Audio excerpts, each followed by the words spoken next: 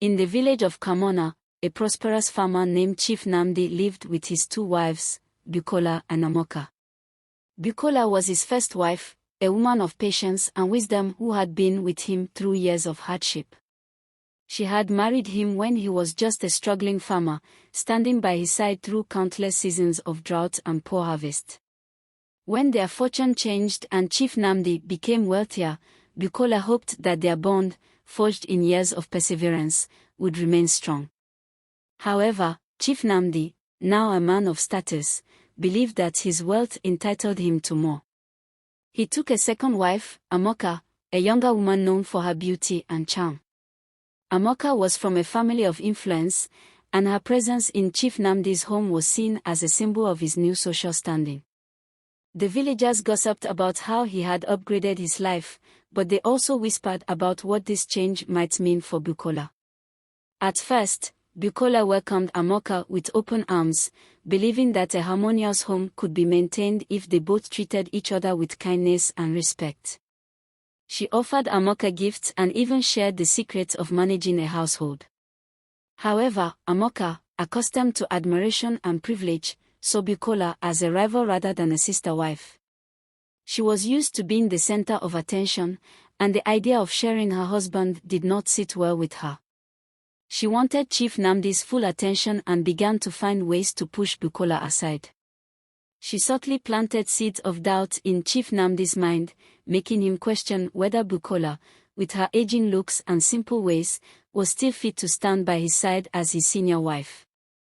Over time, her words began to take root. Amoka used her beauty and youth to captivate Chief Namdi, ensuring that he spent most of his nights in her hut. She whispered to him about how outdated Bukola was, how she no longer matched his status, and how a man of his wealth deserved a younger, more vibrant wife. Slowly, Chief Namdi began to neglect Bukola, visiting her only when necessary and disregarding her concerns.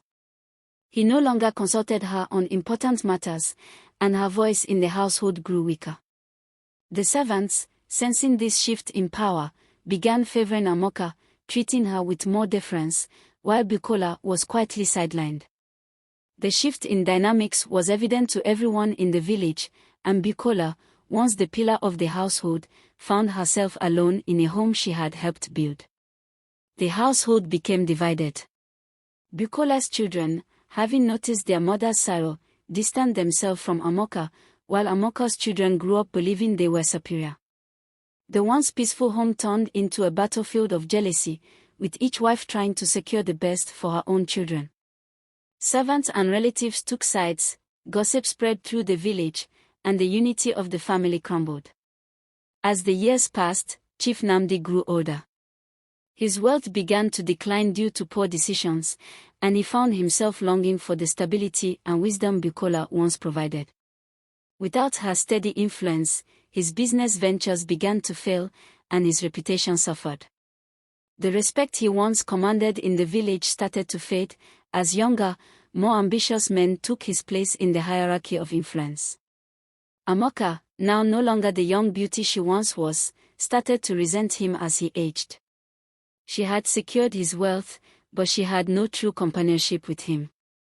She often entertained guests without his knowledge, seeking attention elsewhere, while he spent his evenings alone, lost in the regrets of his past. Bukola, on the other hand, had raised children who respected and cared for her, ensuring that she was never truly alone. She found solace in their love and in the quiet strength she had always carried within her. Amoka's children, spoiled by favoritism, fought among themselves for control of their father's remaining assets, each one wanting a larger share. They had not been raised with the same values of patience and wisdom as Bukola's children, and now, their selfishness was tearing the family apart. One fateful day, Chief Namdi fell ill. His illness lingered, and as he lay weak, he realized the mistake he had made in dividing his family. He called for Bukola, but she, heartbroken from years of neglect, had long since withdrawn emotionally. He called for Amoka, but she, seeing no more wealth or advantage, showed little concern. His health deteriorated further, and the once proud and powerful man found himself utterly alone. The very people he had favored now viewed him as a burden. His past decisions, once made in arrogance, had come full circle, leaving him with nothing but regret. When he finally passed away, the true consequences of the rivalry became clear. Bucola's children, though pained by their father's past actions, honored him with a proper burial and ensured the household was kept in order. They knew that despite the years of hurt, he was still their father, and they carried out their duty with dignity. Amoka's children, however, fought bitterly over their inheritance, tearing apart what was left of their father's legacy. They took their feud to the village elders, then to the courts, and in the process, squandered what little wealth remained. The once great household of Chief Nnamdi was now a broken memory, a shell of what it had been when Bukola first stood by his side all those years ago.